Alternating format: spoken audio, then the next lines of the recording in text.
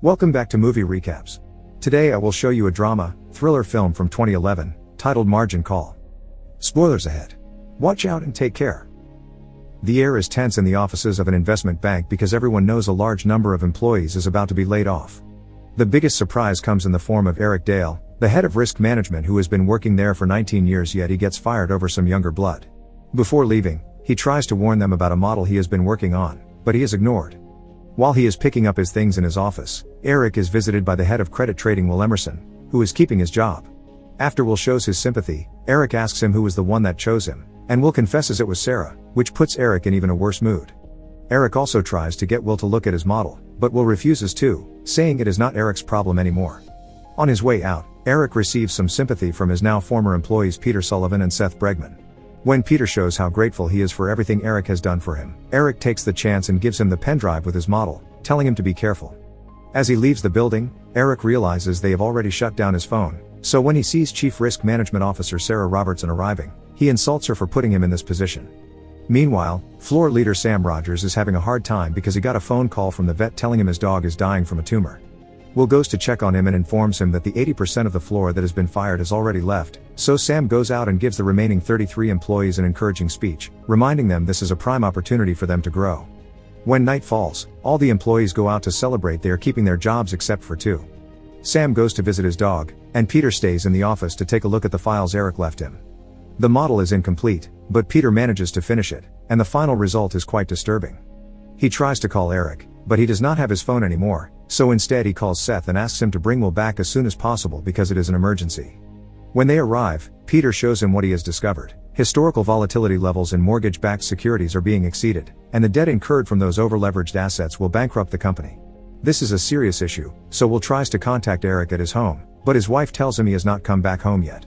Will thinks he knows where they may find him, so he gives Peter and Seth the address to Eric's favorite bar, ordering them to bring him over while he contacts his boss. Sam is not amused at having to return to the office at 11 p.m., but shows up anyway when he hears it is an emergency. He is shocked to see the numbers on the screen that predict a dark future for the company and asks Will to make Peter come back immediately. All this while, Peter and Seth have been at a bar drinking and watching dancers since they gave up quickly on trying to find Eric.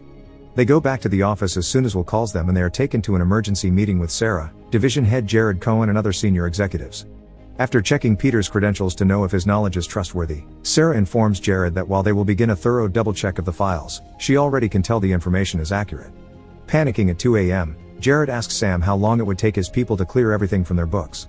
Sam says it would take them weeks, but regardless of time, it is a bad idea because it would end the company's reputation. Sarah cuts in as well, explaining it would also take her a long time to calculate the value of these assets. The higher-ups are entering a complicated argument, so Will, Peter, and Seth are asked to leave the room. Jared insists they should sell everything, which Sam thinks is insane, so Sarah convinces him to wait 45 minutes while she goes over the information in detail before he takes any rushed decisions. Seeing as they will not find an easy solution, Jared decides to call their CEO. Meanwhile, Will, Peter, and Seth go to the roof to have a smoke. After joking about jumping, Will comments that things are a mess yet the higher-ups will still save the company because they always find a way not to lose money, even if that means screwing everyone else over. Their conversation is interrupted by the sudden arrival of a helicopter. The big guns are here. Back to Sarah, she goes to see Jared to tell him all the information is solid, and Jared blames her for not having trusted Eric more. Afterward, everyone gets ready for yet another meeting, so Jared gives the lower employees a piece of advice. Things are about to get ugly, so they must always tell the truth and not sugarcoat anything. The meeting is led by firm CEO John Toole, and all the stockholders have been brought in the middle of the night too. Peter explains what the problem is again, and as a solution, Jared says they should sell it all tonight. Sam clarifies that while this is indeed possible, they would be selling valueless assets through lies, so when the truth comes to light later, it would destroy the company's reputation and they would never be able to sell to these people again. This will kill the stock market for years. However, John does not care, he only wants the company to survive. Since it is 5 a.m., he gives everyone an hour to rest and locate Eric before they fully begin working on their plan. Afterward, John has a talk in private with Sam to ask him for his support, but Sam is still hesitant. Jared and Sarah have a chat too, and Sarah warns him not to screw her over with whatever strategy Jared chooses or she will bring him down with her. Eric's wife calls the company to tell them her husband has finally come home, but he does not want to talk to them. Sam sends Will and Seth to pick him up and warns them not to tell John's people or they will scare him off. Meanwhile, John stops by Sarah's office to tell her she will act as the scapegoat for the firm's overleveraged position and asks her to resign after the fire sale. Sarah reminds him that she did try to warn him and Jared about this and was ignored, but John warns her she is not in a position to fight about anything. At least though, he promises to pay her well. In the garage, Will and Seth are waiting for a car when they are approached by Jared, who shares his and John's concern about Sam possibly not supporting the fire sale. He needs to know Will step up if Sam does not, but Will dodges the question by saying he is sure Sam will do the right thing. Some moments later, Will and Seth arrive at Eric's home, and Will proceeds to explain what is going on. He asks Eric to come back for just one day, but Eric refuses, only to see a mysterious car arrive. It is John's men, who are not willing to leave any loose ends. Will leaves Eric to speak to them with one final warning: if he does not accept their offer, they will fight him over the benefits they promised.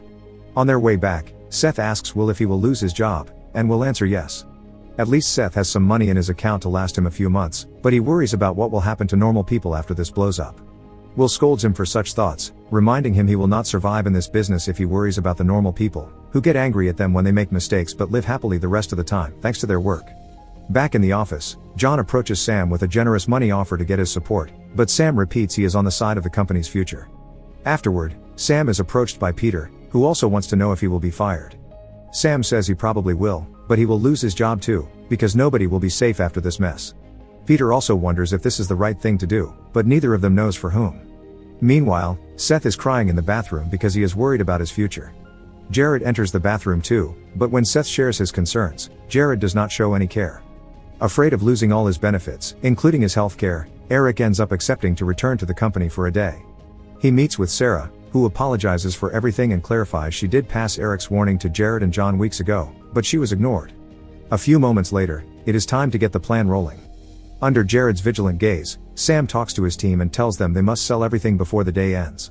As they can imagine, this means they will lose their jobs and possibly ruin their careers, so to keep them incentivized, the company will pay them a $1.4 million bonus for selling 93% of their individual assets.